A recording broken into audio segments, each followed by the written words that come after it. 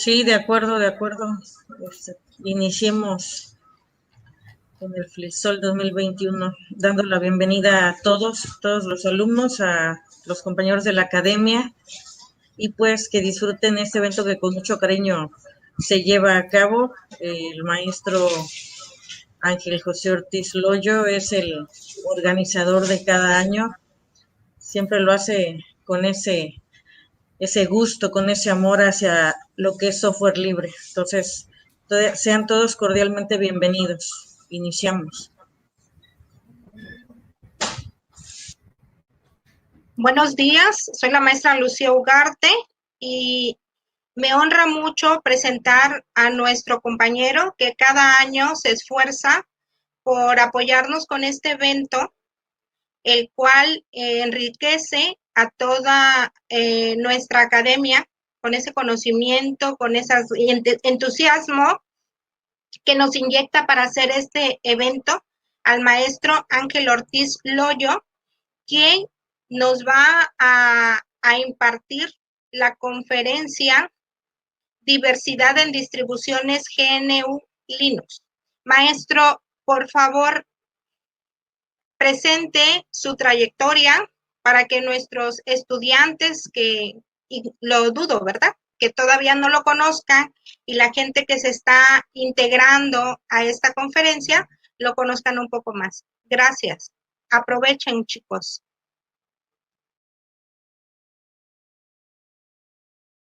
Sí, muchas gracias, compañeros. Es para mí un placer y un honor realmente formar parte de la Academia de Ingeniería Informática.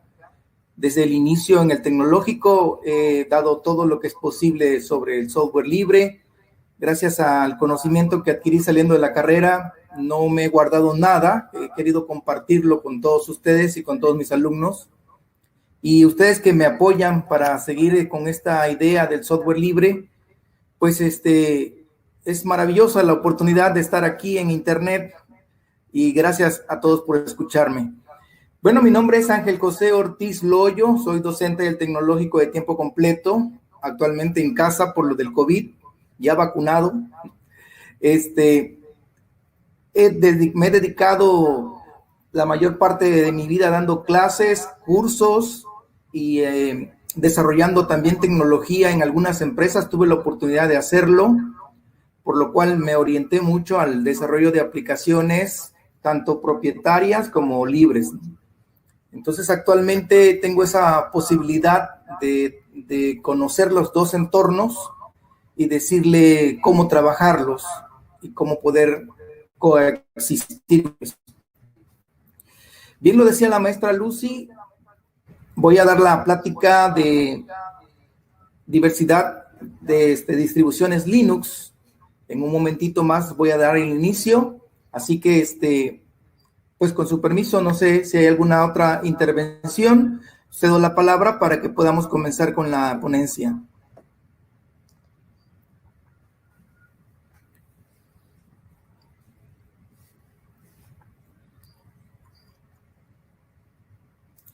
Aprovechando el espacio que se nos da, quiero comentarles brevemente de lo que se trata el FLISOL, porque en algunos casos a veces hay dudas y les voy a compartir lo siguiente.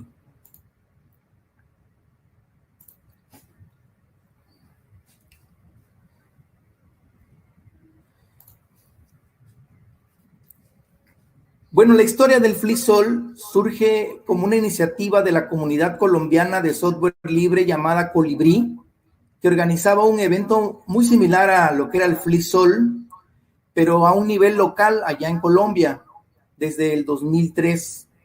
La idea original de este evento fue de Alejandro Forero Cuervo, y su evento se llamaba FILS.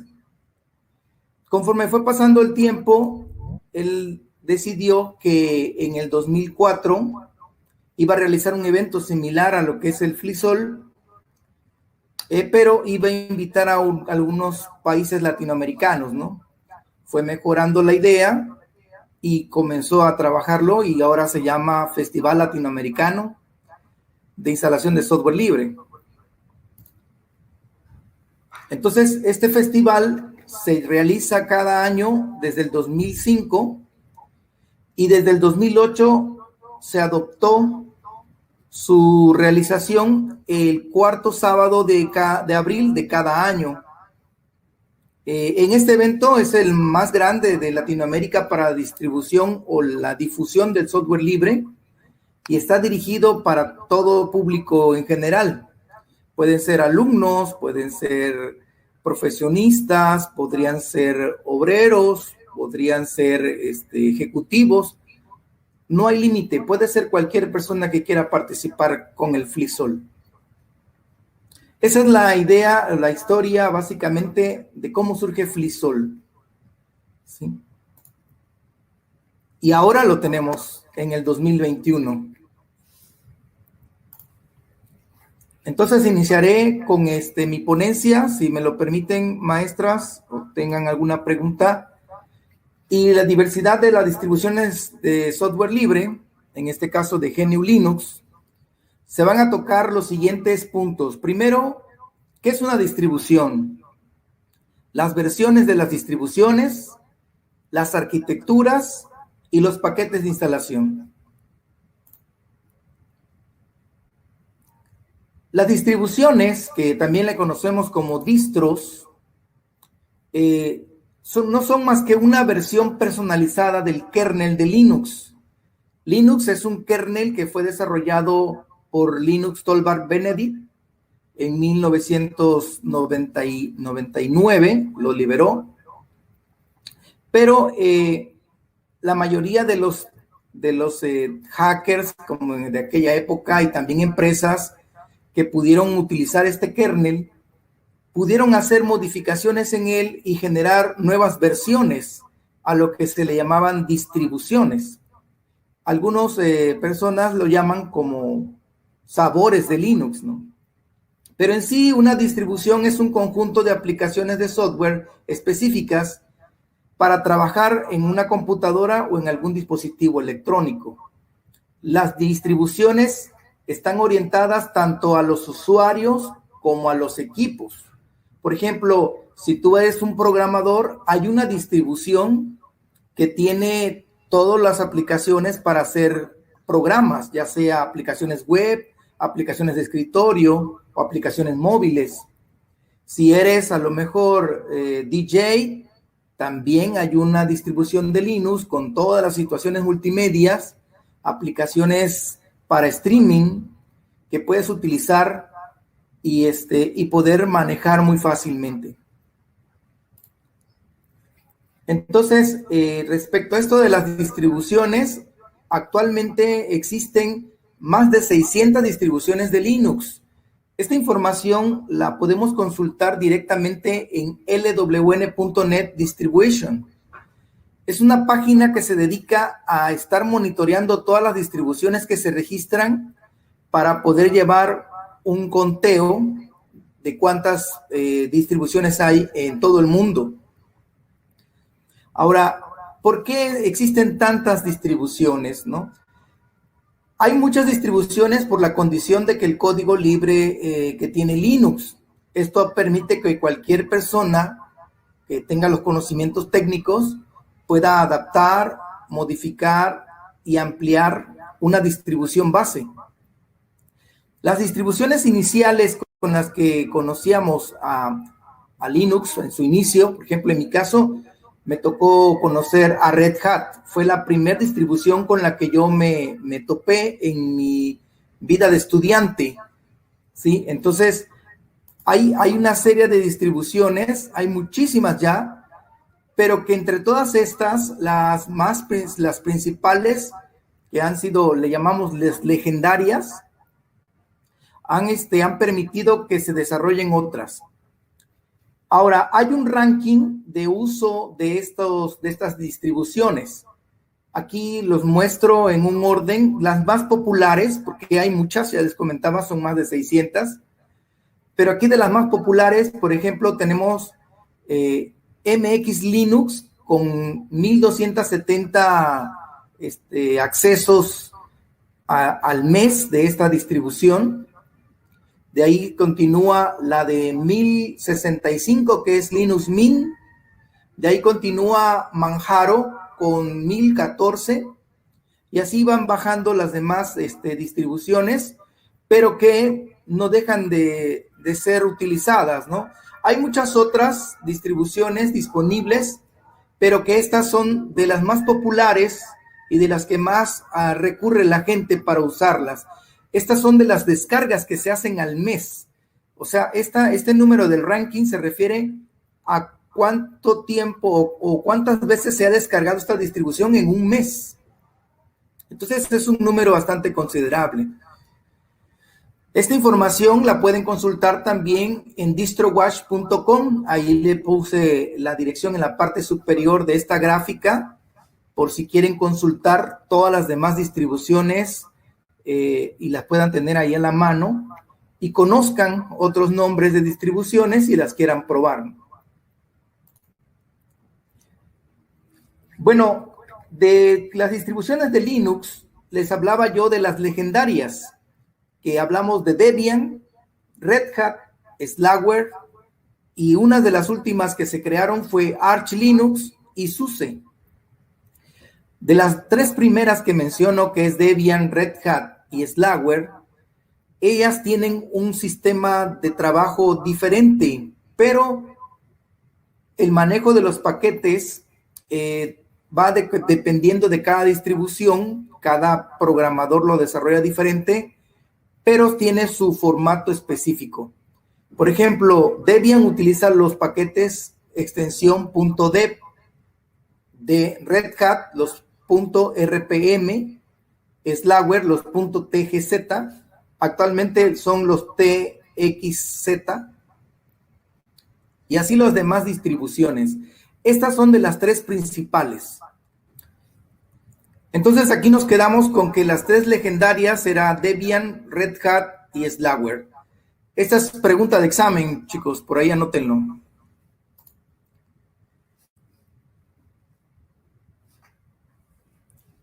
La siguiente parte va a ser el tema 2, versiones de distribuciones, que se le conocen como release de distros.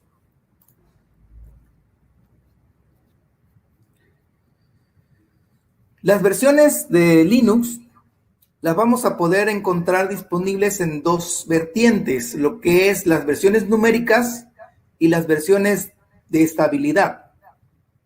Las numéricas básicamente identifican el ciclo de vida que tiene un proyecto de software, y las versiones de estabilidad es un identificador cualitativo del proyecto de software que define la madurez en el funcionamiento de este mismo.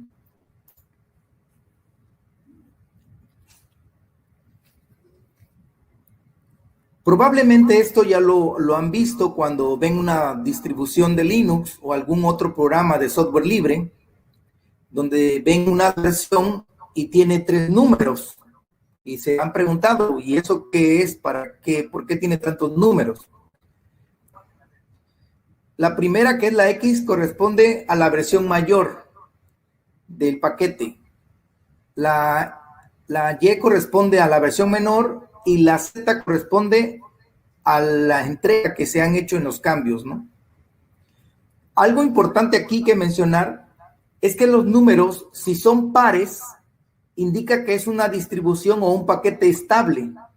Si son impares, indican que los paquetes están en fase de prueba o están aún en desarrollo. Entonces, aquí tenemos un ejemplo. La versión 2.4.6 es una versión final de algún paquete. Todos los números son pares.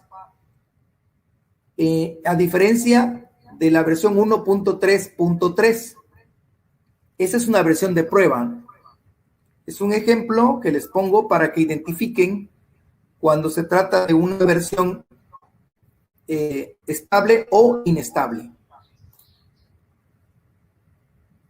Por otro lado, las versiones de estabilidad, las dos primeras versiones se definen con palabras griegas, que es alfa, que es la versión experimental, que es cuando alguien desarrolla un proyecto inicial y no tiene todavía una funcionalidad definida. La beta, que ya es una versión de prueba, que ya tiene funcionalidad.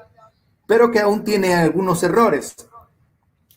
Y la Release Candidate, o RC, que esta puede incluso tener número, puede ser RC1, RC2, dependiendo de cuántos números de liberaciones se tenga, es una liberación lo más cercano a la ya liberada oficial, es decir, a la versión ya funcional correctamente. Entonces, el RC es el más cercano a la distribución estable. Y la última es la RTM, que es la Release to Manufacturing, que es la que ya es la versión lista para enviarse al mercado o enviarse a facturar, a manufacturarse, perdón, y que la gente pueda utilizarla. Así que esta es la parte de las versiones de estabilidad. Vamos a entrar ahora al tema de arquitecturas soportadas, las infraestructuras de hardware que se usa en Linux. Actualmente Linux se enfoca en la arquitectura x64. Esto se debe a que la mayoría de los equipos que han adquirido en los últimos años ya son de 64 bits. Los de 32 bits están quedando a la historia, algunas máquinas ya están siendo obsoletas. Sin embargo, hay unas distribuciones de Linux que todavía soportan la arquitectura de 32 bits. A estas se le conocen como x86. Las otras son las x64 y los procesadores para los teléfonos son los ARM. Este último procesador y esta última arquitectura, por llamarlo así, todavía está en fase de desarrollo del kernel. No hay un kernel de Linux que esté completamente desarrollado que pueda soportar toda esta cuestión de los móviles. Hay algunos parches y funcionalidades, pero así como tal, con el nuevo ARM, no está del todo soportado. Hay que estarle haciendo modificaciones. De hecho, en una de las noticias que estuve leyendo sobre Linux Torvalds, él decía que a él le cuesta mucho estar modificando la versión del kernel para ARM, porque ARM no tiene un estándar como lo tiene x86 o x64. Es una arquitectura muy versátil, tiene muchos proveedores de servicios y entonces eso provoca que no tenga un estándar y por ese motivo puede tardar mucho en desarrollarse una versión estable de Linux. Sin embargo, Google se ha encargado de estar desarrollando esta nueva versión con los apoyos también de Linux Torvalds para poder darle soporte a Android, que es un procesador ARM. Muy bien, la arquitectura de Linux, como lo mencionábamos, que son las de 32 y 74 bits y las de ARM, pues básicamente existen porque una de las funcionalidades importantes de Linux es que nos permiten utilizar equipos antiguos. Aquí lo vamos a ver. ¿Para qué nos serviría tener una arquitectura de 32 bits? Aunque tenemos máquinas con 64 bits, no sé si les ha tocado, por ejemplo, a ustedes que tienen Windows instalado en sus computadoras y han sido curiosos y entrar a archivos de programas, van a observar que hay dos carpetas, una que dice archivos de programas y otra que dice archivos de programas 586 o x86. Tiene un nombre por ahí que es para el soporte de 32 bits. Entonces, la idea de la arquitectura de 32 bits en Linux es para la compatibilidad de programas, porque ya hay muchos programas que funcionan muy bien en 32 bits y que no han sido trasladados a 64. Uno de ellos son los videojuegos, otro de ellos son los streamings, por ejemplo, ¿sí? Y así como ese, muchos otros. Otra de las funcionalidades de la arquitectura 32 bits soportadas en las distribuciones es que nos permiten reactivar equipos viejitos o equipos antiguos. Por ejemplo, si ustedes tienen una máquina, que será una Gateway o una HP de hace unos 10 años, podrían instalarle una distribución de Linux y poder correr con ella muy bien para navegar en Internet o hacer un trabajo de oficina básico. Entonces nos permitiría reactivar equipos antiguos. El otro es el ahorro de memoria RAM. Las arquitecturas de 32 bits tienen la característica de que no saturan tanto la memoria porque los programas pesan menos. Los programas tienen menos consumo de memoria RAM. Ahora, ¿qué distribuciones de Linux todavía soportan los 32 bits? Tenemos a Debian, OpenSUSE, tanto Leaf como Thunderbird, Slack, Booty, Slackware, y hay una versión de Arch Linux por ahí reservadamente que te puede soportar 32 bits. Sin embargo, ya las nuevas arquitecturas para Arch ya están orientadas a 64. Bueno, ¿qué ventaja me ofrece a mí tener un equipo de 64? Bueno, es más rápido, se supone que tiene más velocidad, pero también tiene más consumo de recursos.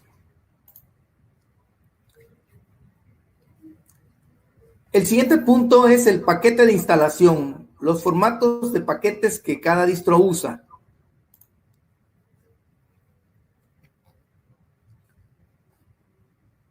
Bueno, ¿qué es un package? Comúnmente se llama package. Los paquetes corresponden a los diferentes archivos de instalación de programas en las distribuciones Linux. Ustedes van a escuchar mucho ese término cuando hable de distribuciones. Te van a decir, oye, el package ya está descargado. Bueno, entonces las packages pueden ser .deb, .rpm, .tgz, pueden ser tarbals incluso, y .bin. Por ejemplo, en el caso del deb, tenemos Ubuntu. Los RPM, por su lado, están soportados por distribuciones como CentOS, Mageia, ClarOS y otras. Por supuesto, del mismo Red Hat y Fedora, ¿no? Los TGZ los soporta Salix, Wi-Fi Slacks. Los tarbals son paquetes, pero que traen código fuente.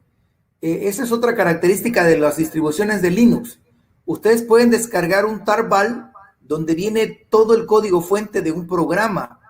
Vienen las librerías, vienen los códigos de fuentes en Java o en C, dependiendo del lenguaje que sea, en Python. Y ustedes tienen que hacer el proceso de compilación, empaquetado e instalación. ¿Sí? Ese es los paquetes tarbal. Y los .bin, así como en Windows, también tenemos los ejecutables dentro de Linux y se llaman .bin, de binarios. Entonces estos se pueden ejecutar mucho más fácil y los tener disponibles para cualquier distribución de Linux incluso. Allá no hay problema si es .deb, .rpm o .tgz, porque como es un binario, se instala en cualquier distribución. Aquí sí hay que tener cuidado nada más de qué arquitectura es, si es de 34 o de 64 o de 32 bits. Muy bien, bueno, ¿cómo se usan los packages? Para instalar los programas en Linux podemos usar de dos formas, por medio de un gestor de paquetes o por medio de una línea de comando. En el caso de los gestores de paquetes, es una interfaz gráfica que te ofrece la posibilidad de explorar las aplicaciones y poder seleccionarlas, instalarlas o desinstalarlas. Es muy fácil y aquí pongo algunos ejemplos. Synaptic, Just, Discover, Octopi. Muy bien. Ya para ir cerrando la presentación, jóvenes, aquí tenemos lo que es las legendarias que les decía al inicio, que es Debian, Red Hat y Slackware. Actualmente Slackware está en la versión 14.2, están por liberar la 15, se supone, pero a partir de la 14.2 existen dos tipos de paquetes, los TGZ y los TXZ. Son la nueva forma de compresión de estos archivos y son los paquetes disponibles. Y de estos distribuciones legendarias se derivan muchas otras distribuciones. Se podría decir que estos son los padres de todas las distribuciones que hay ahí en Internet. Para cerrar esto, jóvenes, yo les puedo decir que el software libre, con el software libre los usuarios tienen la libertad de ejecutar, copiar, distribuir, estudiar, modificar y mejorar el software. Estas son las ideas fundamentales de lo que es el software libre que mencionaba Richard Stallman en sus inicios con la Free Software Foundation. Así que espero que ustedes también aprendan a utilizar este software, lo estudien y si en algún futuro lo pudieran modificar para su beneficio, excelente. Así que yo les agradezco a todos su atención. Doy por concluida mi presentación en este momento. Aquí doy mis enlaces de Twitter, Facebook y de Gmail para que me puedan contactar. Y quedo a sus órdenes, jóvenes, como siempre. Y cedo la palabra a mis compañeros para ver si hay preguntas que resolver.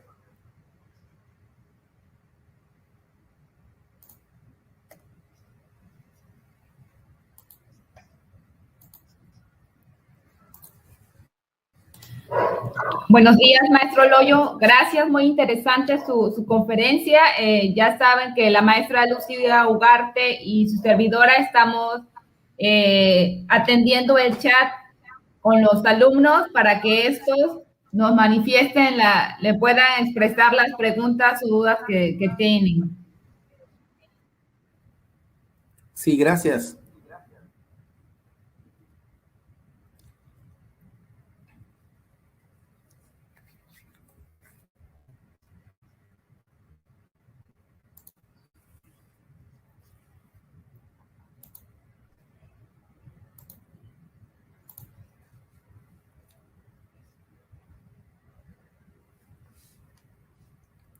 Tenemos una pregunta, maestro Loyo. Sí, adelante, licenciada. Dice Eric Adair, para poder instalar Linux, ¿lo podemos hacer en una máquina virtual o se tiene que quitar Windows? Muy bien, es una excelente pregunta. Actualmente ya tenemos la posibilidad de utilizar máquinas virtuales. Hay aplicaciones como VirtualBox o VMware y muchas otras. Así que Linux puede ser instalado, al igual que cualquier otro sistema operativo, en una máquina virtual.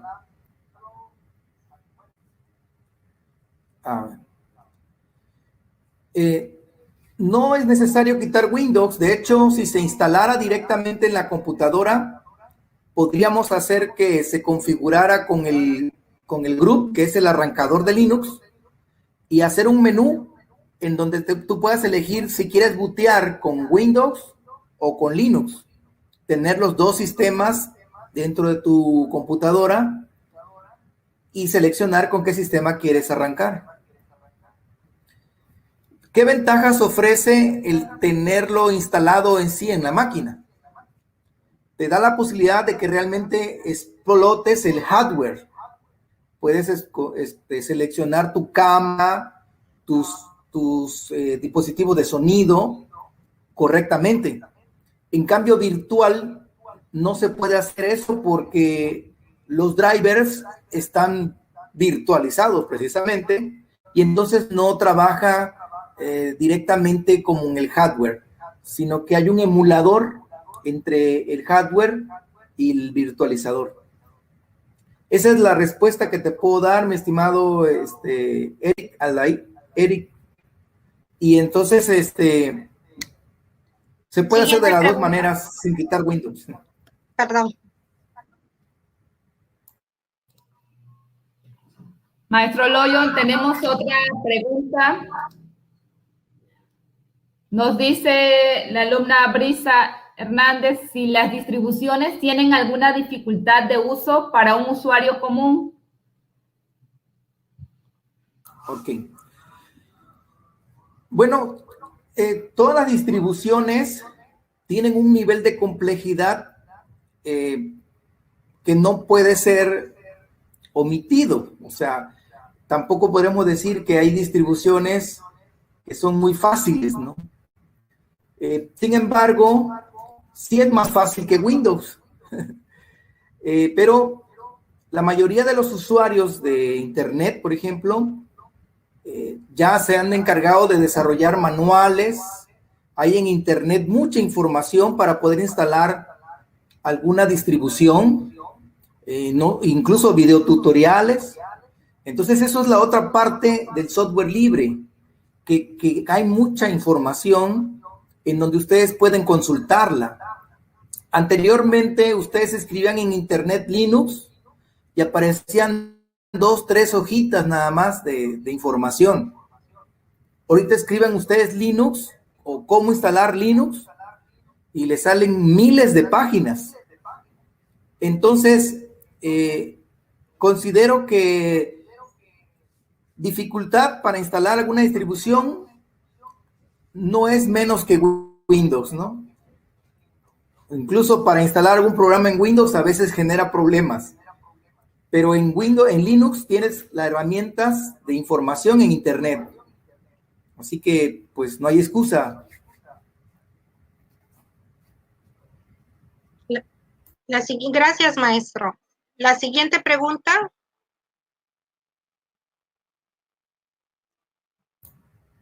Está hecha por el estudiante José Alberto Rodríguez López.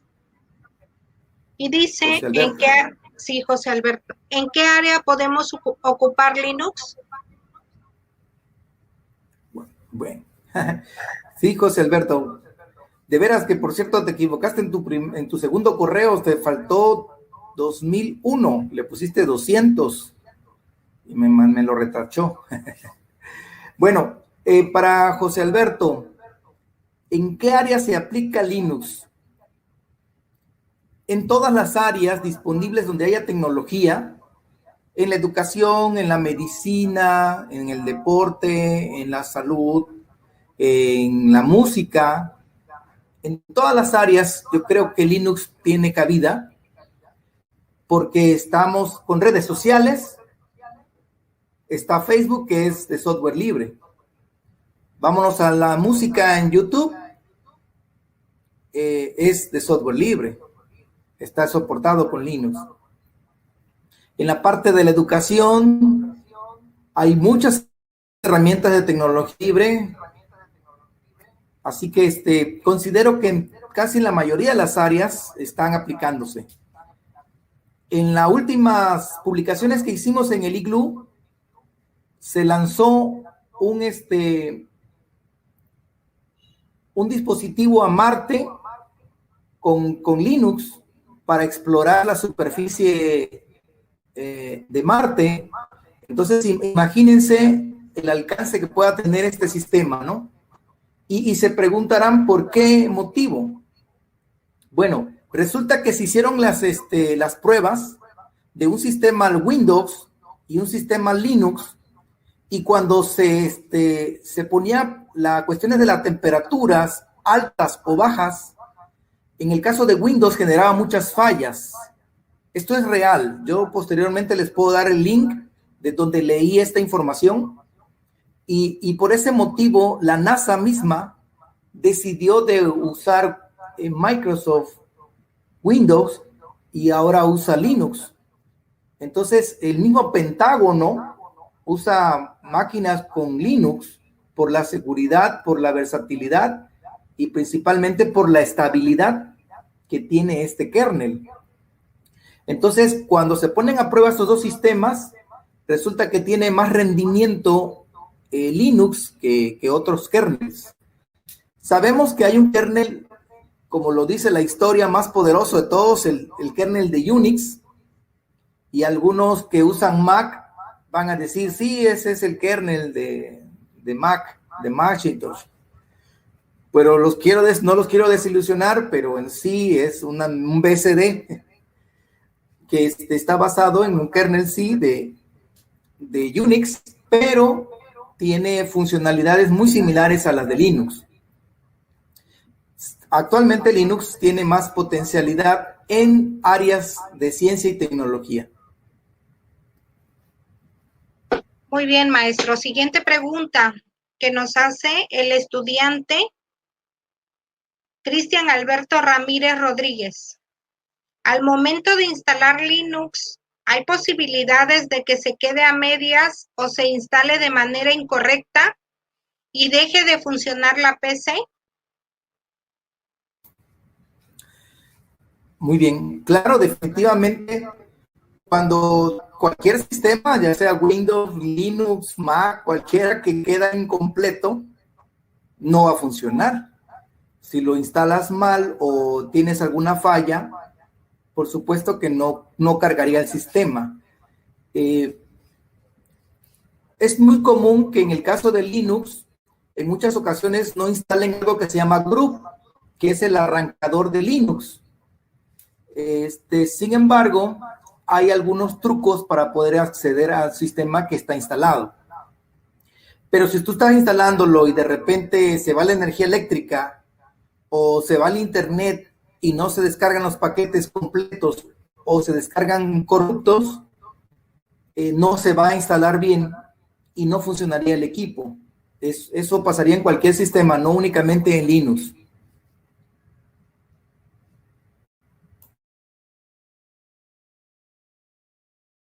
Pregunta, maestro. La hace Fátima Lisbeth Coello Méndez. ¿Qué tan recomendable considera que resultaría particionar el disco duro para utilizar Windows y Linux simultáneamente? Muy bien. Bueno, sí, simultáneamente como tal no puede ser, porque simultáneo implica que corran los dos al mismo tiempo. Simultáneo sería cuando fuera virtualizado, porque ahí puedes tener Windows y correr Linux sobre él. Cuando se habla de tener particionado un disco duro, significa que están trabajando en paralelo, uno por un lado y otro por otra partición. Definitivamente es altamente recomendable. De hecho, yo les sugiero a todos ustedes que si tengan la posibilidad de particionar su disco y guardar información en esa partición, si tuvieran alguna falla con su sistema operativo, podrían reinstalarlo sin perder su información. Así que en el caso de un sistema operativo que se instale al lado de otro, definitivamente sí es altamente recomendable particionarlo. Ahora, hay algo importante aquí. Cuando se formatea una máquina Linux para coexistir con Windows, es muy frecuente que Linux sí pueda ver el contenido de Windows, pero Windows lamentablemente no tiene la capacidad de poder leer los formatos de archivos de Linux. Ese es el único inconveniente que se tiene hasta ahora. Gracias, maestro. Siguiente pregunta que nos hace José Luis. De las 3 distribuciones más legendarias, ¿cuál es la que más recomendaría utilizar?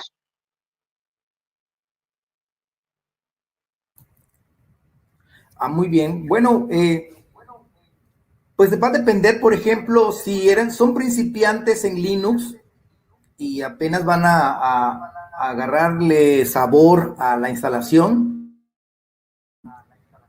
yo les recomendaría que instalaran Debian o todas las derivadas de Debian, como es Ubuntu o muchas otras distribuciones.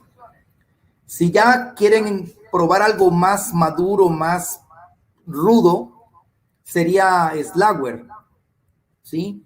Slackware es una distribución que no tiene incluso entorno gráfico para instalarse, pero está orientado a usuarios un poco más experimentados, al igual que Arch Linux. Pero mi recomendación es que utilicen distribuciones basadas en Debian.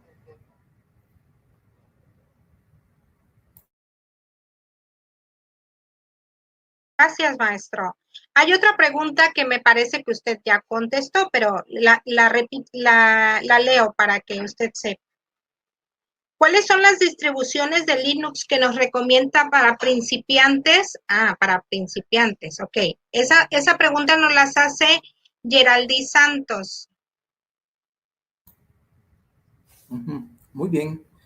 Sí, yo creo que las distribuciones para principiantes, les decía hace un momento, son de las que son derivadas de Debian, como Ubuntu. La compañía Canonical, que es la que desarrolló Ubuntu, se esmeró mucho en que el sistema operativo Linux pudiera llegar al usuario final que no tuviera tanta experiencia en informática. Entonces, por ese motivo es tan fácil de usar, de instalar e incluso hasta de descargarlo, ¿no? Sin embargo, sí tiene una parte de comandos que hay que y que puede utilizar el usuario también experimentado. Versión de Ubuntu Server, por ejemplo. Ese no trae un entorno gráfico, pero todo se maneja con comandos. Aún así, se sigue usando Ubuntu como para los usuarios menos experimentados, vamos a llamarlo así.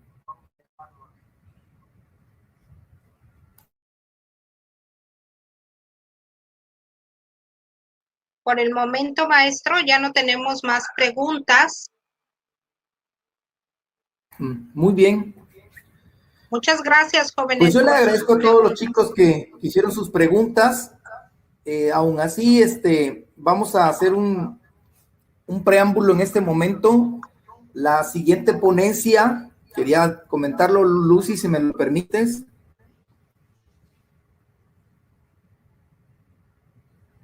Sí, claro. Lamentablemente, el compañero Natanael tuvo una situación en su trabajo y le impidió poder estar aquí. Entonces, vamos a proceder a este espacio que queda en espera. Les voy a poner un video de una plática que he querido dar desde tiene tiempo sobre las licencias de Creative Commons, que son licencias que se aplican no solamente al software, sino también a todos y que publicamos en Internet, que a veces no sabemos y las publicamos.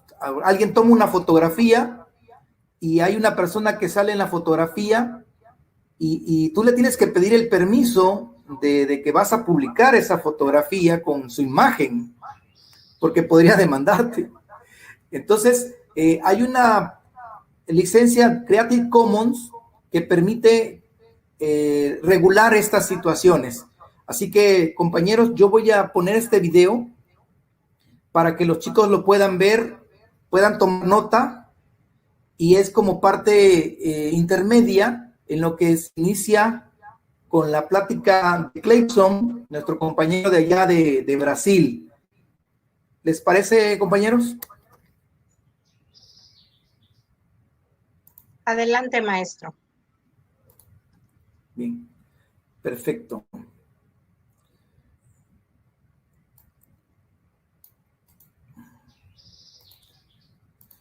Voy a poner el video.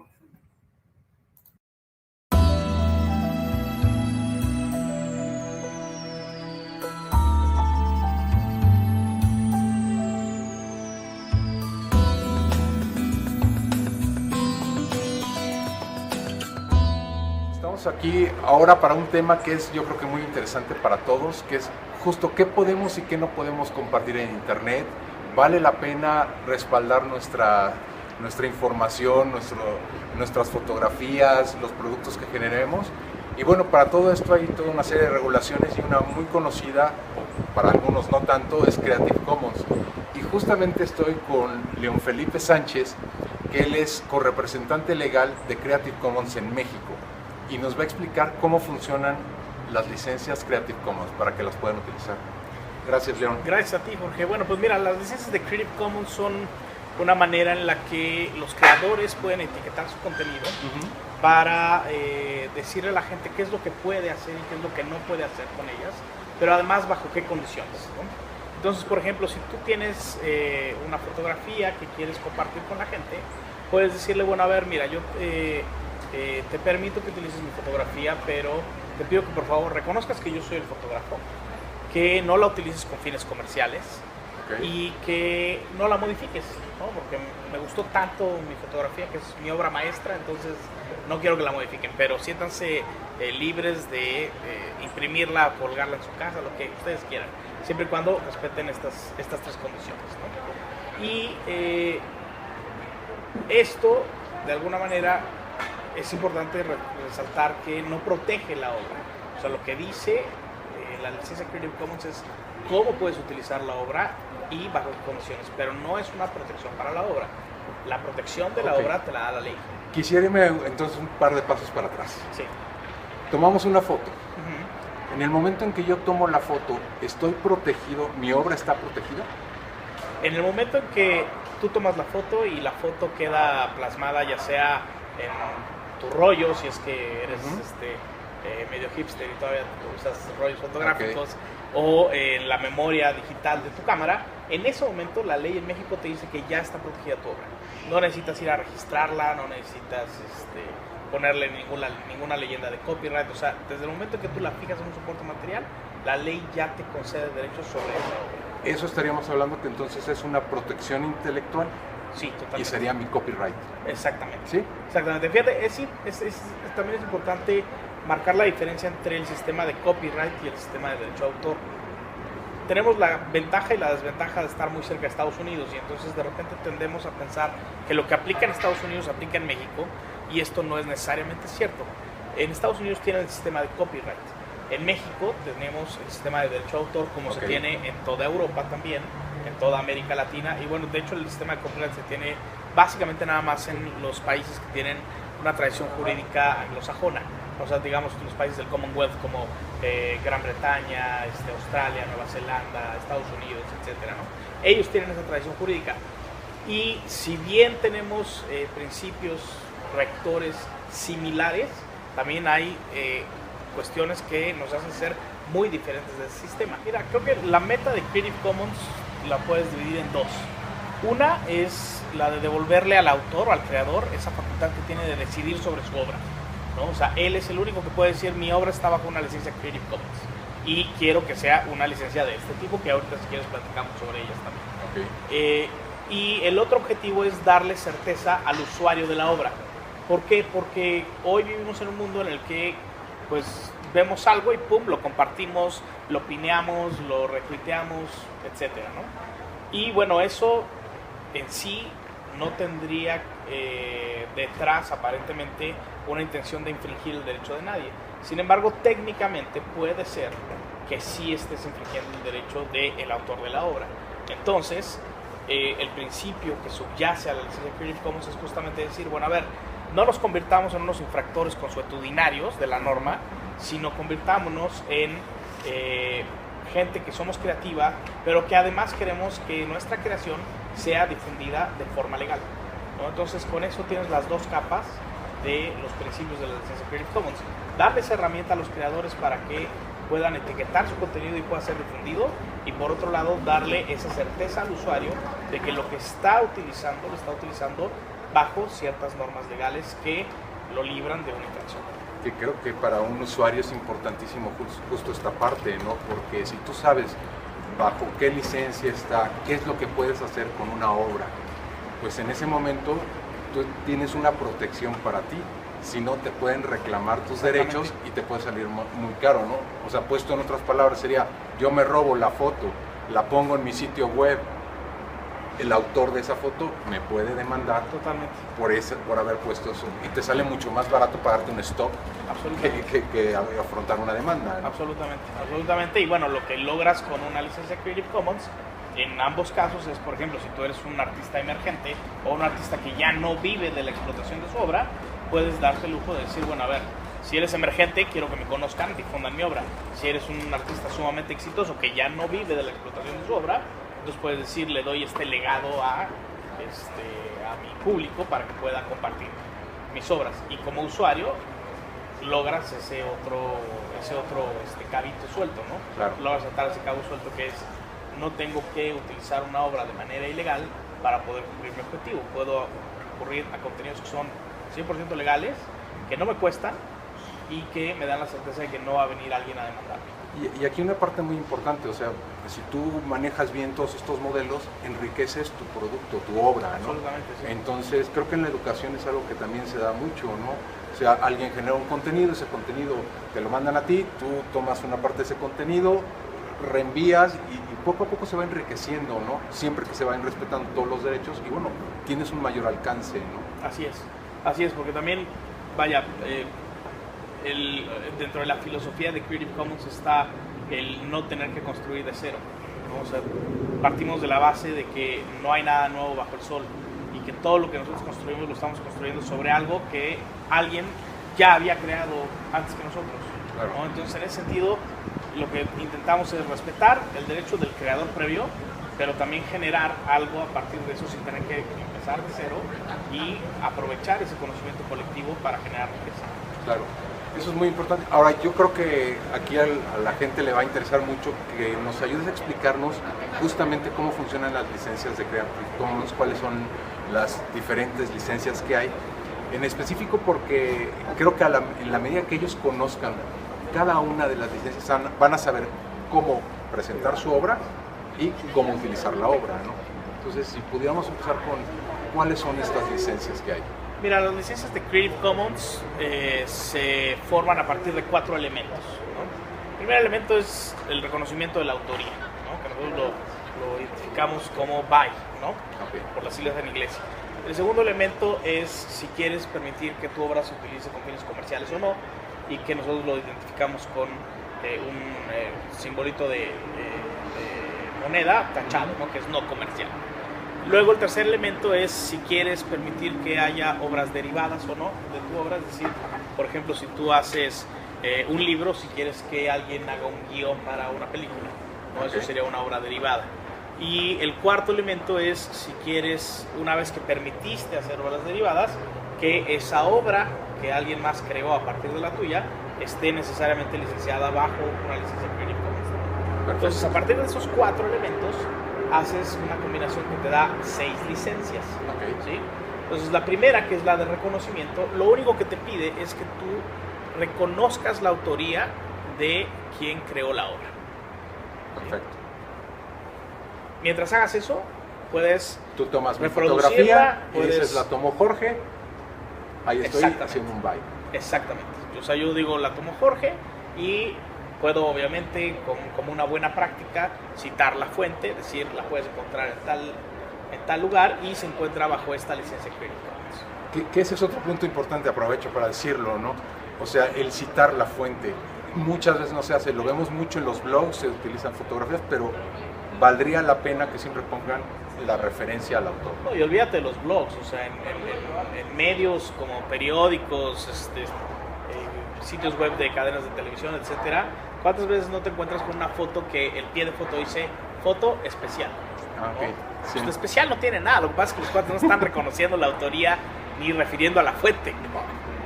Entonces es importante eso, sin duda. Buen programa se pueden meter, ¿no? Por supuesto, y se han metido, créemelo. Sí, sí, me imagino.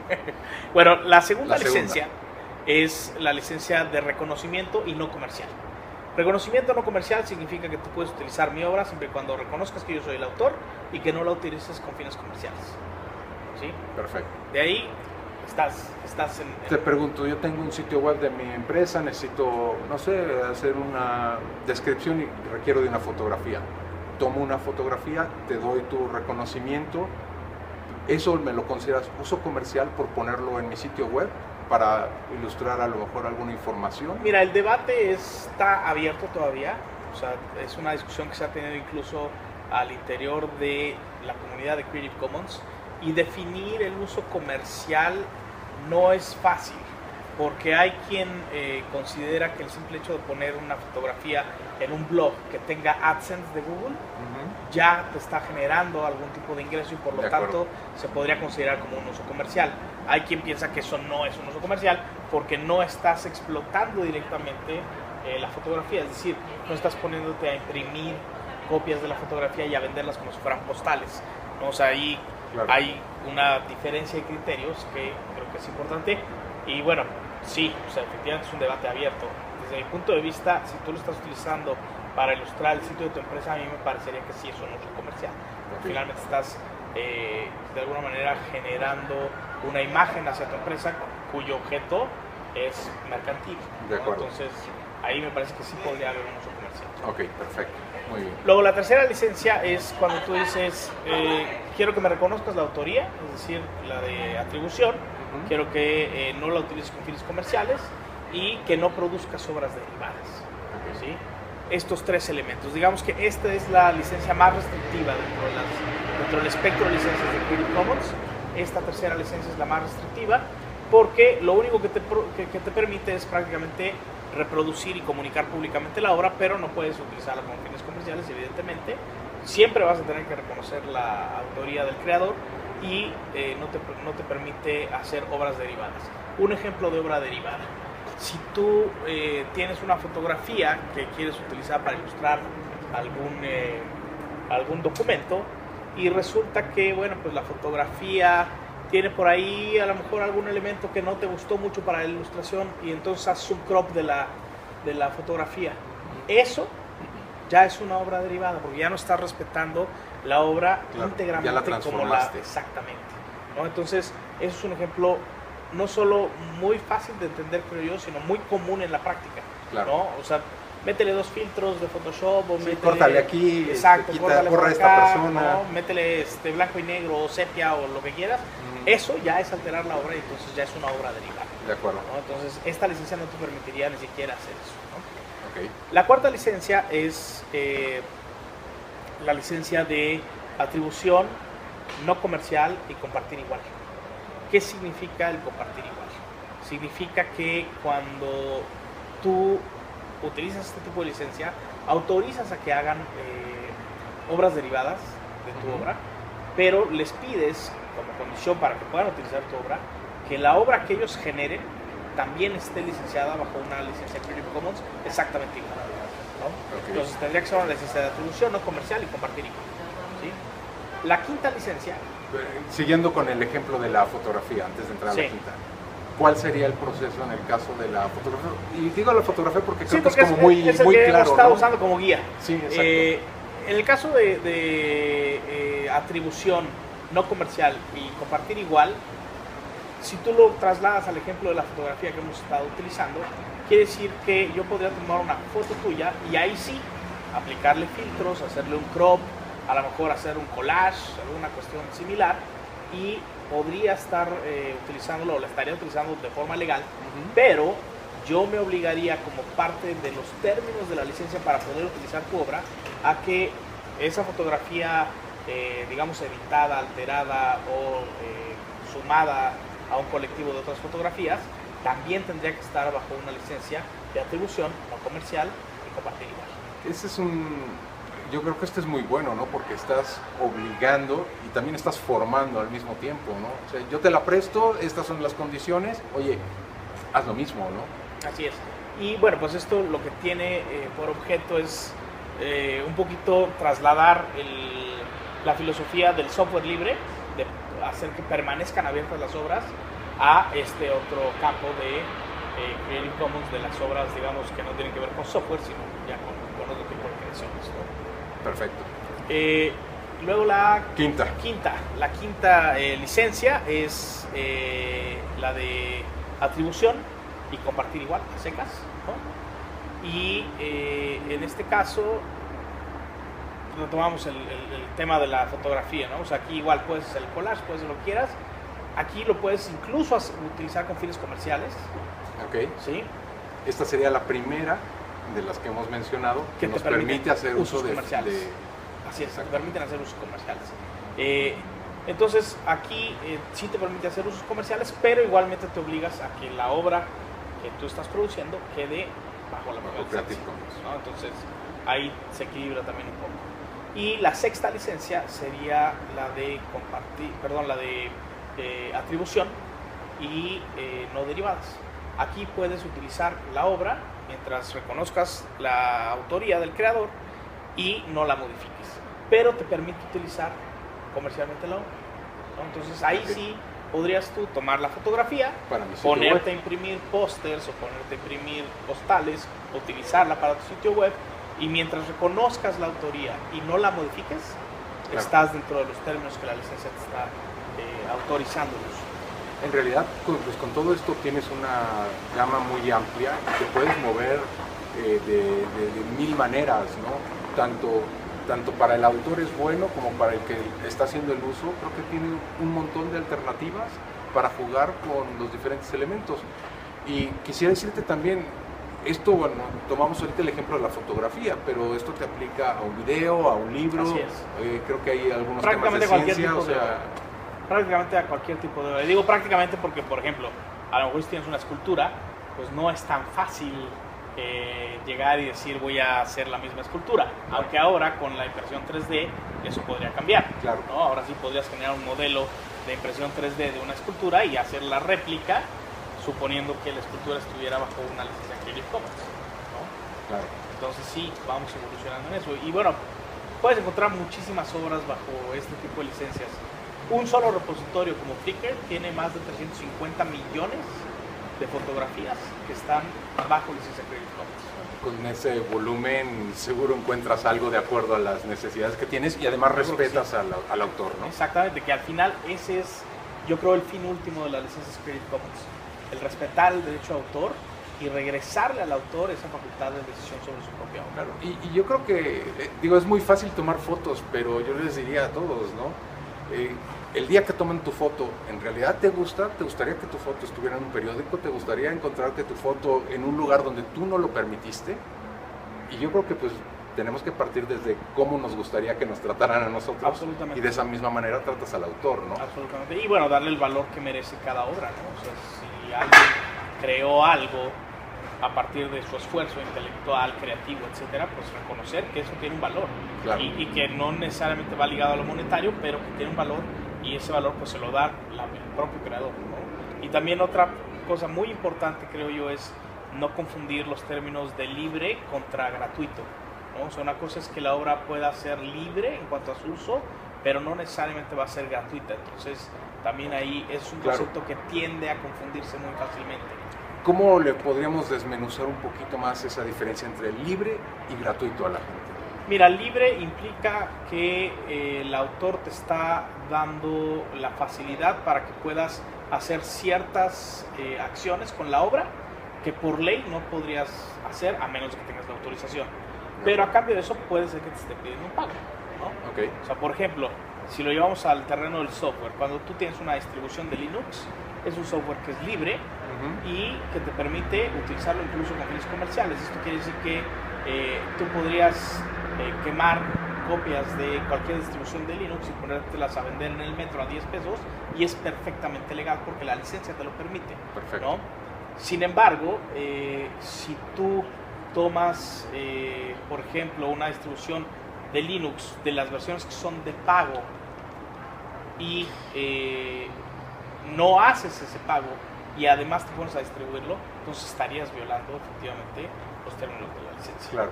O sea, en inglés lo ejemplifican muy bien diciendo que es free as in freedom y no as in free beer, ¿no? O sea, tiene que ver con un tema de libertad de acción y no con un tema de gratuidad. Claro. Pues perfecto, yo creo que nos queda a todos clarísimo ya de cómo va todo esto. Yo quisiera pedirte por último, ¿qué tips le darías a la gente para antes de empezar a tocar sobre una obra intelectual de alguien? ¿Qué es lo que deben de hacer? Primero, revisar las licencias, ¿cómo pueden partir ellos? ¿Cuáles serían esos tips? El primer tip es que no hay obra que no tenga autor y no hay autor que no tenga derecho. Entonces, cuando ustedes quieran utilizar una obra, fíjense primero quién es el autor y si la obra la está licenciando bajo tal o cual esquema. Y a partir de eso van a poder saber si la pueden o no la pueden utilizar y si la pueden utilizar, bajo qué condiciones. ¿Por qué? Porque esto evidentemente los va a librar de un potencial problema jurídico, ¿no? Entonces sería el primer tip. Reconocer que todas las obras tienen un derecho de autor. Así es. Todas, ¿no? Incluso las que están en dominio público, claro, tienen un derecho que tienes que reconocer, que es el de la paternidad de la obra. Ese es perpetuo, ¿no? Entonces no se extingue con el paso del tiempo. Entonces aquel que diga, no, es que hay obras que ya no tienes que respetar ningún tipo de derecho porque están en dominio público, no es cierto, está confundido esa persona, porque sí hay derechos que, a pesar de que haya quedado dominio público en cuanto a los derechos patrimoniales de la explotación, perfecto. Entonces es un excelente tip. ¿Alguno más? Sí, el segundo tip que les doy es que siempre lean con detenimiento la licencia de cualquier tipo de obra que vayan a utilizar, y si tienen duda, de verdad consulten a un abogado. O sea, no se vayan a ver el artículo X de la ley que les cita la licencia, porque es todo un andamiaje jurídico que está involucrado en esto, y que si no se tiene el conocimiento especializado para poder interpretar, digamos, de manera holística todo esto, pues puedes meterte en un problema serio. Claro, te puedes ahorrar un problema, es una consulta y no le hagas caso a lo que te dice tu primo. Bueno, si tu primo Sí, es abogado, no es abogado, ¿no? si tu primo es abogado, Sí, pero si es un chef... y la otra es, si vas a consultar a un abogado, pues consulta a un abogado especialista en propiedad intelectual, no claro, a uno laboral ni a uno civil, ¿no? O sea, totalmente. También... Sí, o sea, ser ¿no? certero, ¿no? En Sí, tu consulta. totalmente. Perfecto. Pues, León, muchísimas gracias. Al contrario, gracias a ti. Por... Vamos a dejar aquí abajo del video los datos de Creative Commons, tus datos para quien quiera entrar en contacto con León y con su despacho. Y bueno, pues no se olviden darle un like al video, de compartirlo y de suscribirse a nuestro canal en YouTube. Bien, gracias. Gracias a ti. Bien, entonces vamos a dar inicio a esta conferencia muy esperada por ustedes. Yo les agradezco que ustedes hayan tenido la disponibilidad de poder conectarse a través de estos medios o a través de estas herramientas que la verdad nos están ayudando demasiado, son muy fundamentales. Y en esta ocasión pues tenemos a un gran personaje, a una gran persona que desde otro país nos está impartiendo sus conocimientos y todo lo que él sabe, él quiere compartirlo con cada uno de ustedes. Entonces, pues les presento y me es honrado a mí presentar al instructor con el tema Only Of, y él se llama Cleibson Natal Ribeiro Borges, es de San Paulo, Brasil, y le damos la bienvenida a esta conferencia para que él tenga bien darnos a conocer su experiencia y en lo que él ha trabajado, para que ustedes lo puedan conocer bien y también que nos hable acerca de este tema tan esperado por ustedes. Bien, maestro, lo dejo para que usted inicie y usted pueda dar a conocer su trayectoria a las personas que lo estarán escuchando. Adelante, maestro. Gracias, muchas gracias. Buenos días a todos. Mi nombre es Cleibson, soy de Brasil. voy de São Paulo. Na verdade, vivir próximo a la ciudad de São Paulo, pero es muy próximo, entonces yo digo a las personas que es São Paulo. Es OnlyOffice, entonces es su nueva suite de oficina de las formas de contribución. Entonces, ¿quién es Cleibson? Yo tengo formación en administración de empresas, tengo una especialización en gestión de proyectos de tecnología de la información y docencia en educación tecnológica y profesional. Hago una maestría en dirección y administración de negocios en Uruguay. Yo soy miembro de la comunidad brasileña de software libre desde 2007.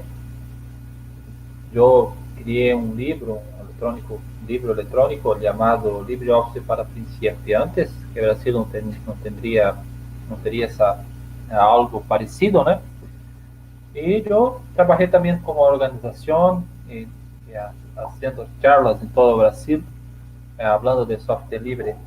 Actualmente trabajo en Grupo Lauret y también hago cursos de software libre, proyectos de migraciones, hacer los proyectos de implementación de proyectos y hacer las oficinas para que las personas conozcan el software correctamente, usan el software correctamente. Muy bien. Esta charla tiene la licencia Creative Commons 4.0, o sea, ustedes pueden pegar la charla y hacer una charla similar a mía, o ustedes quieren hacer la implementación en su empresa, quieren una presentación rápida, ustedes pueden pegar esta presentación y no tiene problemas, pues tiene la licencia Creative Commons 4.0. Entonces yo estoy dando a oportunidad de que eu vou compartilhar, quem quer compartilhar, ou você pode fazer um câmbio sobre ella sem problema nenhum. Então, o que é OnlyOffice? Office Office, em sua tradução literal, é oficina, em Brasil, escritório.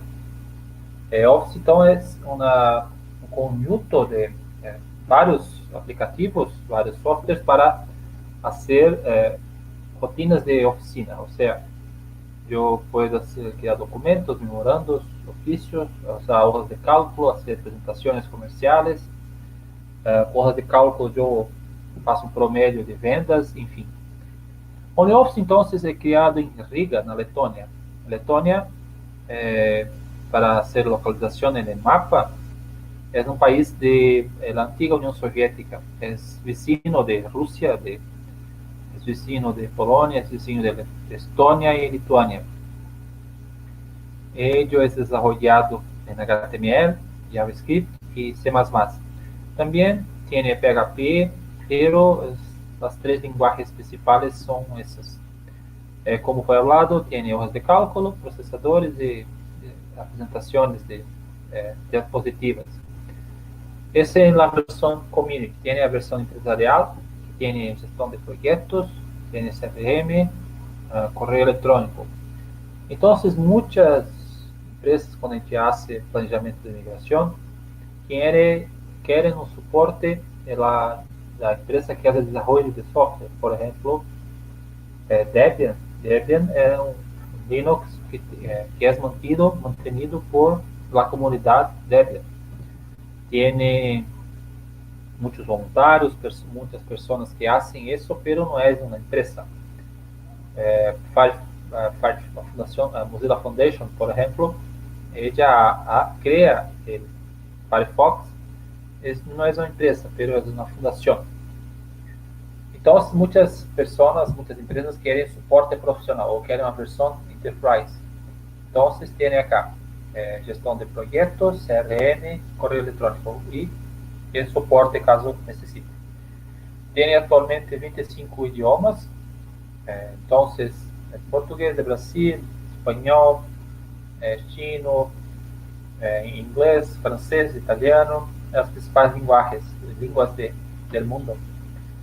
tiene su licencia libre de AGPL versión 3, o sea, la versión de softwares para nube. Todo software libre que quieres ir para la nube tiene que usar la licencia AGPL versión 3.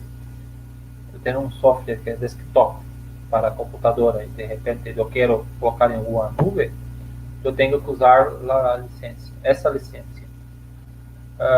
Funciona em Windows, Mac, funciona em Linux, Mac, Windows, Android e iOS.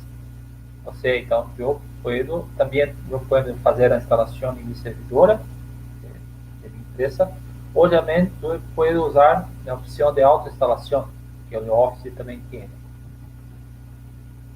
Por exemplo, temos algumas integrações. Nextcloud é uma integração muito interessante que temos na parceria. Outra que é, eu posso criar minha própria nuvem, ou seja, eu não necessariamente necessito usar a nuvem de Microsoft, de Google, de Amazon. Eu posso criar minha própria nuvem com Nextcloud, assim sendo com OneCloud, ou seja, eu também posso criar minha própria nuvem com Nextcloud ou OneCloud. Outra integração muito interessante é o Fresco. O Fresco é um software de gerenciamento de documentos. Muitas empresas fazem isso de maneira correta offline, pero com pandemia todo foi pela internet, todo foi online. Muitas empresas não conhecem, não sabem como fazer gerenciamento de documentos online. Então, o Fresco faz isso de maneira muito boa. Clone é um CMS, ou seja, um software similar a Drupal ou WordPress. Temos LifeRay, que é uma solução para ser portais corporativos. Temos outras soluções também, por exemplo, Moodle. Moodle, em Brasil, é muito conhecido. Muitas escolas usam Moodle para fazer ensino à distância. Devido à pandemia, muitas universidades, escolas secundárias, primárias, escolas técnicas, têm que manter seus estudos. Então, elas usam Moodle para hacerlo. Temos outros, por exemplo, OpenOLED, que é uma solução muito que é conhecida na Europa, principalmente em Alemanha. Faz todo o que Moodle faz, mas não é tão conhecido, é pouco conhecido em Latinoamérica, mas mais conhecido em Europa. E também temos outras integrações acá que também podem e também temos outras soluções. Essas são as principais. Muito bem. Eu vou fazer uma apresentação rápida de OnlyOffice acá. Um momento, eu vou compartilhar aqui a navegadora.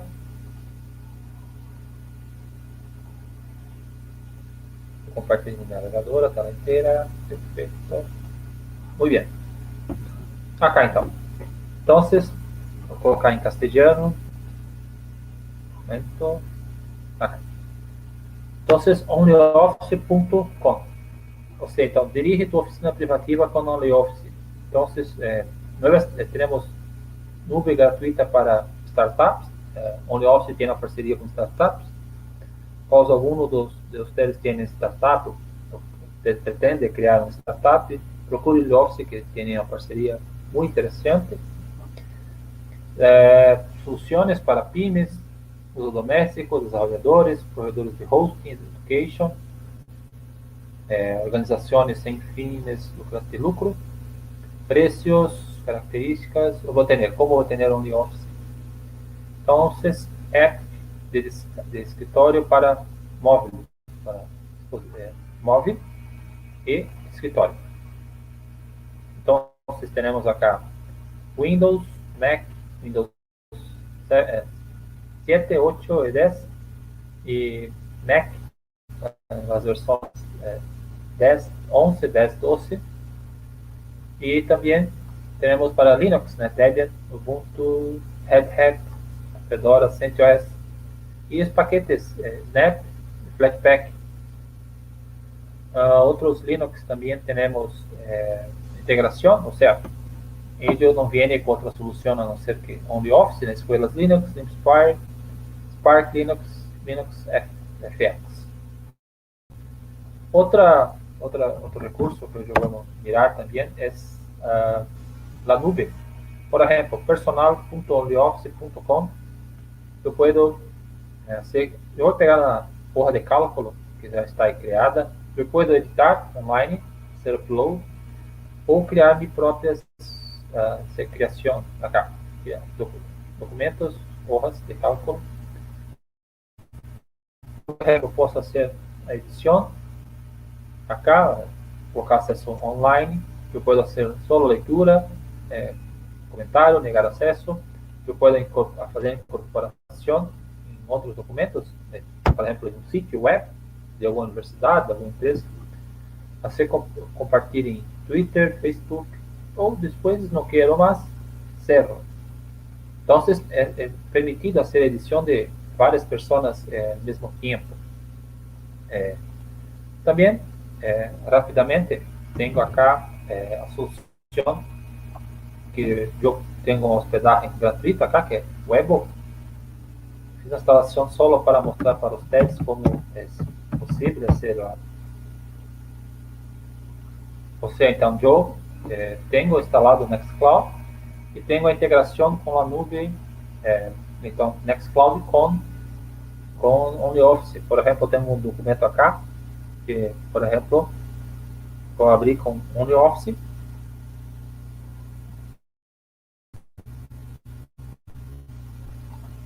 Abrir. Sim, eu não cliquei corretamente.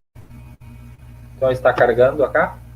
Então, se eu como tenho a nuvem de Suite, por exemplo, de Google, ou as nuvens de 365 de Microsoft, eu também posso, acá estava fazendo uma edição para outras turmas, né? Então, acá, competências, eu posso fazer a edição, eu faço de pessoas, fazer compartilhar, tenho chat, controles de versão, tenho a fazer atividade, eu ponho um comentário, falar para a pessoa que pode ser. E temos outras situações aqui que podemos fazer outra charla sobre. Pero tem muitas informações aqui. Então tenho uma edição de documento online que eu posso criar offline no desktop, ou também eu posso fazer na nuvem, seja na nuvem de OnlyOffice ou na nuvem de Nextcloud. Então, tenho muitas possibilidades. Muito bem, vamos ver acá. Apresentação. Então, outra acá. Rapidamente, OnlyOffice. Então, a versão aqui, eu vou criar meu documento. A minha hoja de cálculo. Está a minha apresentação. Tenho acá meu documento. Então, layout, referências, colaboração, proteção, plugins. Por exemplo, eu posso inserir plugins de YouTube, Translate, posso fazer edição de fotos dentro da cá, hojas de cálculo, também pode fazer integração, também tablas dinâmicas, colaboração, fórmulas, layout, então, tudo que LibreOffice, Microsoft Office têm, eles também tienen, não fica nada atrás das suítes mais conhecidas no mercado.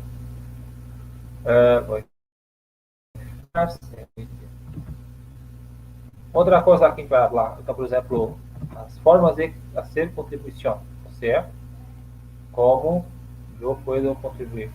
Por exemplo, vou mostrar o GitHub de OnlyOffice. Acá. Então, tenho 49 pessoas ajudando e temos 116 repositórios para o suite.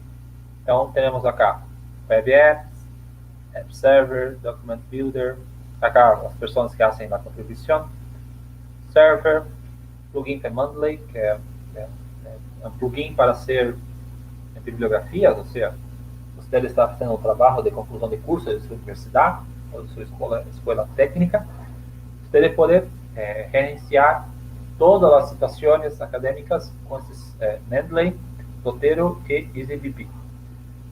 Integración WordPress, autocomplete, o sea, tiene la sugerencia de palabras, ele tem sugerência de palavras para, por exemplo, auto, ele pode começar a digitar, posso a tecla Tab e ele faz um autocomplete. Outra situação que, além do desenvolvimento de código, nós também podemos fazer, por exemplo, uma pergunta muito comum. Eu não sou programador, pero quiero ayudar el proyecto. ¿Cómo puedo hacerlo? Bueno, tiene muchas cosas hacerlo en traducción. Tenemos acá español, Spanish, falta 3%, né? Click hold, por ejemplo, otros módulos que no tiene traducción. Então, o sea, foi feita uma nueva implementación, uma nova funcionalidade, pero não tiene tradução. Por exemplo, em português de Brasil, feitas também outras implementações, e eu sou um dos responsáveis pela tradução para português do Brasil, pero eu ainda não, nas próximas semanas, eu já tenho que hacerlo. Muito bem, eu posso fazer com documentação, ou seja, parte da documentação está em inglês, muitas pessoas são sensíveis, ou seja, não conhecem inglês, pero querem fazer uso da suite, né? Então, se tiverem em português ou castelhano, a documentação é muito importante. Eu também posso fazer suporte ao usuário, ou seja, pessoas da comunidade que querem ajuda, não querem suporte enterprise, pero querem alguma ajuda. Então, temos criar uma comunidade para fazer suporte do aplicativo, Route 2 ou sendo respostas de ESC, muito comum. Viremos acá, mostrei as fontes, eu acho que temos as perguntas. Vou encerrar acá a contribuição e vou abrir minha câmera. Muito bem, temos perguntas. Tem alguma pergunta em chat de YouTube ou perguntas de algum dos maestros de México? Ok. ¿Ha terminado su plática, maestro?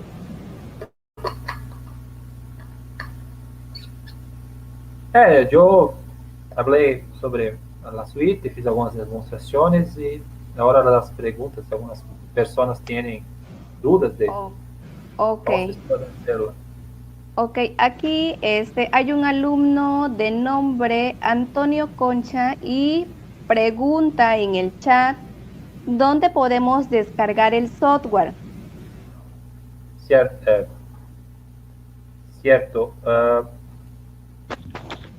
Está en el chat.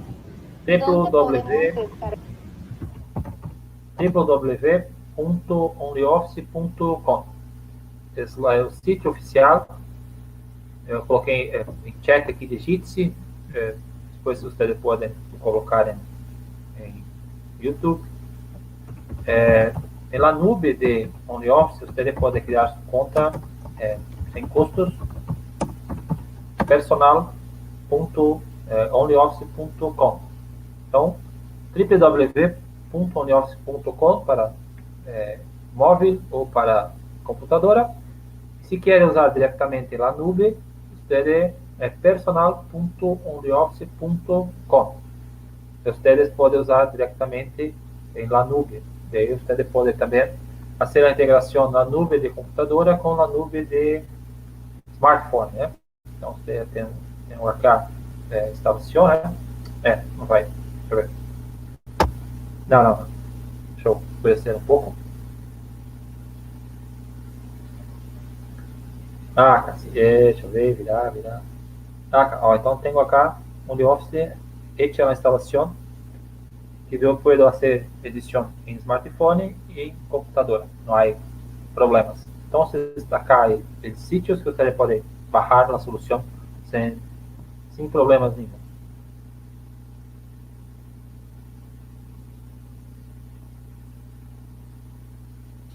Ok, maestro, estamos compartiendo el enlace que nos acaba de dejar en el chat con los alumnos para que tengan disponible, puedan descargar este paquete, estas aplicaciones.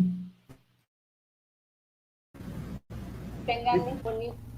Como se em chat, ele clica e hagan download, solo usar.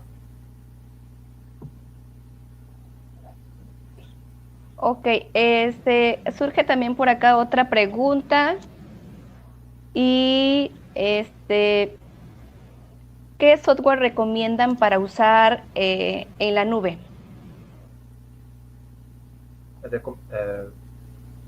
Não está, essa pergunta é dúbia, tem duas interpretações. Pode repetir de outra forma, por favor? Essa pergunta é dúbia, tem duas. ¿Qué software pueden utilizar para poder adjuntar la información en la nube? Ela hace la hospedaje de la nube. Así es. Muy bien. Mi sugerencia es que usted tiene su propia nube. Por ejemplo, Nextcloud o OneCloud, que yo voy a colocar en... Nextcloud tiene más integración con OnlyOffice. Usted puede... Y como ustedes miraron, yo también puedo hacer un hospedaje en un hosting free, hosting gratuito. Entonces, por ejemplo, como vocês viram ali, vou botar aqui o OneCloud também para vocês mirarem depois. Então, onde você pode criar sua própria nube, você pode usar os hosts free, ou seja, a hospedagem gratuita da internet. Você pode criar sua nube tranquilamente com Nextcloud e OnlyOffice e editar documentos em la nube diretamente. Nextcloud é mi sugerencia para hacerlo.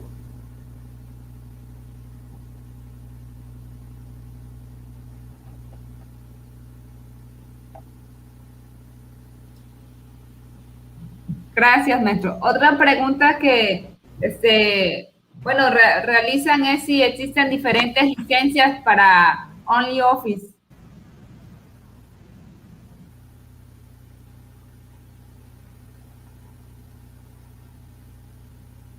Cortó, la pregunta no llegó hasta el final. La diferencia entre... Sí, maestro Pearson, que si existen diferentes licencias para OnlyOffice. Sí, perfecto. Como yo hablé, tiene la versión Community, que usted puede bajar y usar libremente. Usted puede hacer instalación en hospitales, en iglesias, en ONGs, organizaciones sin fin de lucro. Usted puede usar en su empresa. Tiene la versión Enterprise, que es la versión que tiene soporte. O sea, muchas empresas quieren una versión con soporte. Entonces, OnlyOffice fornece eso. Entonces, pero si usted quiere usar en su casa, no tiene problema alguno. No va a aparecer la policía para...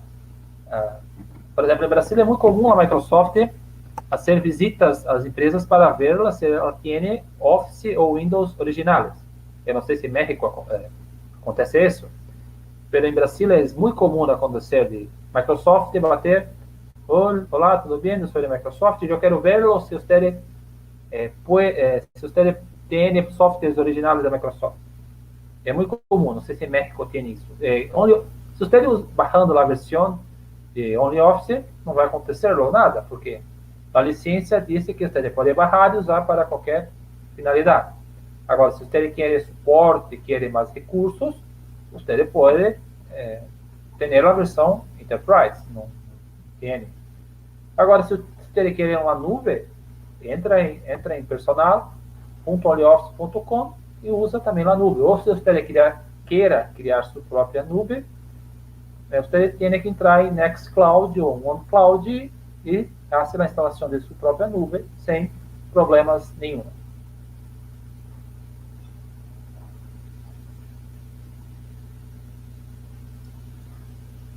Gracias, maestro. Bien, maestro. Estoy compartiendo en el chat los enlaces que usted nos puso aquí también en el chat para que los alumnos puedan entrar y visualizar y puedan descargar la información. Puedan descargar el programa para que ellos puedan ir explorando.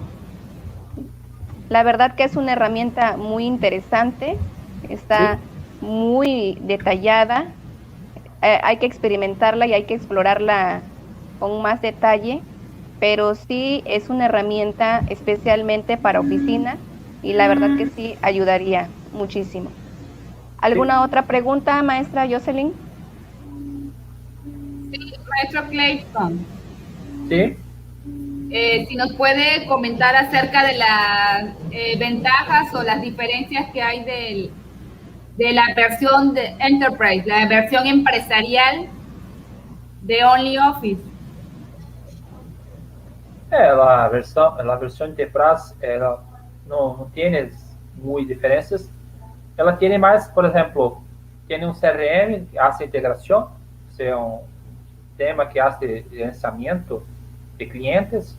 Muitas empresas, pymes, grandes empresas usam, né? Então, tem um software similar com Microsoft Project, que hace projetos, ou seja, eu tenho uma equipe distribuída em várias partes de México, de Brasil, de Latinoamérica, então tenho uma solução web para gerenciar projetos.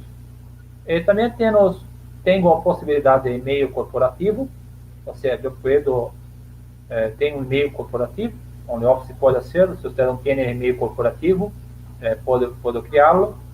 Calendário, chat, outras situações que tem na versão Enterprise que tem na versão Community, né? Então, essas são só as diferenças.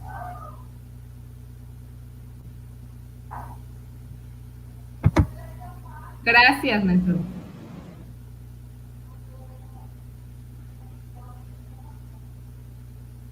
¿Preguntas? Bien, maestro, pues yo creo que hasta el momento ya no hay alguna otra pregunta por parte de los alumnos.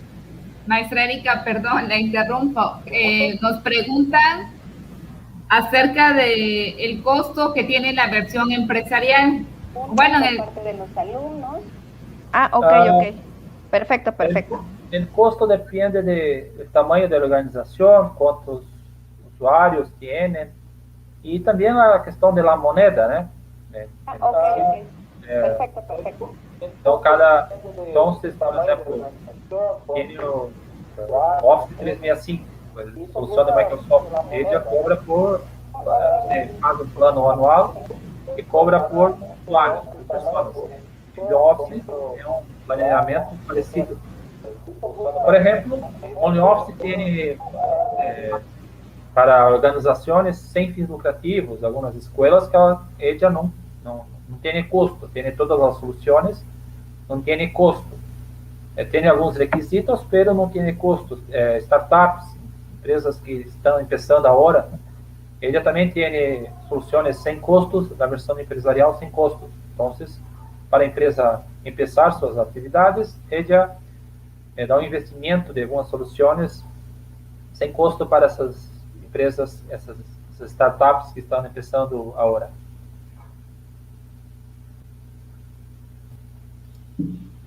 Maestro Clayton, usted si pudiera decirnos, en su opinión, obviamente personal y dado que usa esta aplicación, ¿por qué recomendaría esta OnlyOffice? Certo. Eu trabalho em Laureate, que é um grupo muito grande, tem em México também. Temos acá muitos arquivos, muitas pruebas de alunos. O carregamento de maioria dos arquivos de doc, por exemplo, eu hago em 2 segundos. E quando a máquina, eu uso minha máquina Linux, pero la universidad me prestou a máquina com Windows. Eu fiz um teste, mesmo arquivo, abertura de arquivos, fiz uns 10 arquivos. Todos os arquivos de Microsoft abriram mais rápido em OnlyOffice, todos. E não teve perda de formatação, não teve desconfiguração, porque muitas vezes, quando você abre outras soluções, por exemplo, em Google Docs, ele fica desconfigurado, tem muitas, então, o carregamento é mais rápido e não há perda de formatação. Precisa ser formatação novamente, é tudo natural. Abrir e usar.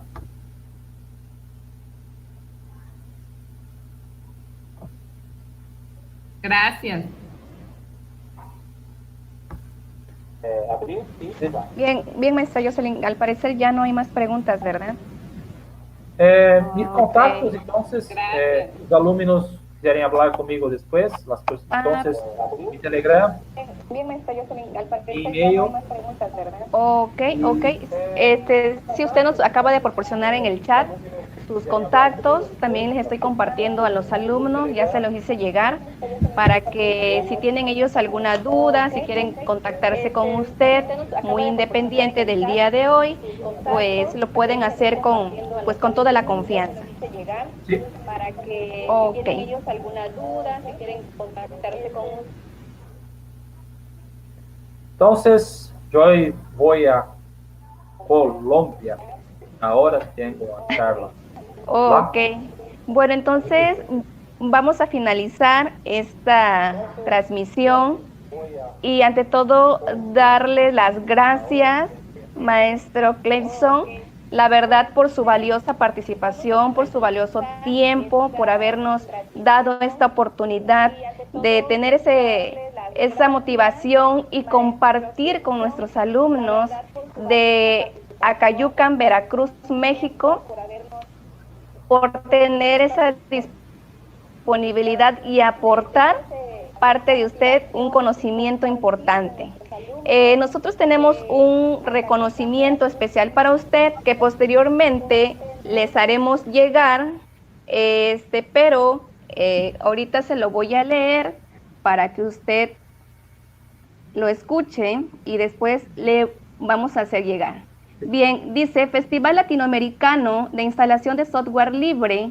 El Instituto Tecnológico Superior de Acayucan, en colaboración con la Academia de Ingeniería Informática, otorga el presente reconocimiento a Cleibson Natal Ribeiro Borges por su valiosa participación en la conferencia OnlyOffice.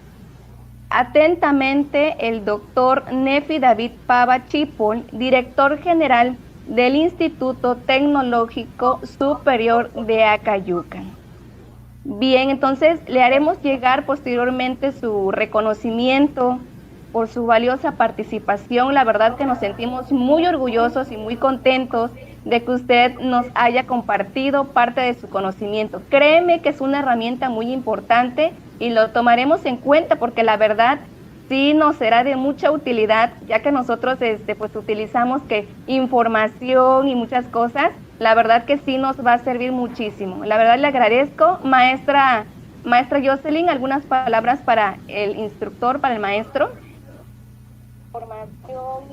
Buenas tardes aquí en Acayucan, Veracruz. Maestro Cleibson, gracias. Nos sentimos honrados. La Academia de Informática del Instituto Tecnológico Superior de Acayucan se siente honrada con su participación, también con la de ustedes, jóvenes estudiantes. Nos muestran una vez más que opciones hay de software libre, es de lo más que nos pueden ser de gran utilidad. Muchas gracias, maestro Cleibson. Aquí en Acayucan, en el Instituto Tecnológico Superior de Acayucan, pues tiene aquí a sus amigos y tiene las puertas abiertas para posteriores participaciones, ¿verdad? Eso esperamos. Sí, sí. Eso sí. Claro que sí. Siempre. Instituto. Siempre tendrá las puertas abiertas. Pues muchísimas gracias. Gracias, maestro, por su valioso tiempo. Gracias. Gracias también. Nos estaremos despidiendo entonces. Hasta la vista, estudiantes todos que están acá, y hasta una próxima oportunidad. Así es. Muchísimas gracias. Hasta luego y hasta la próxima. Pues.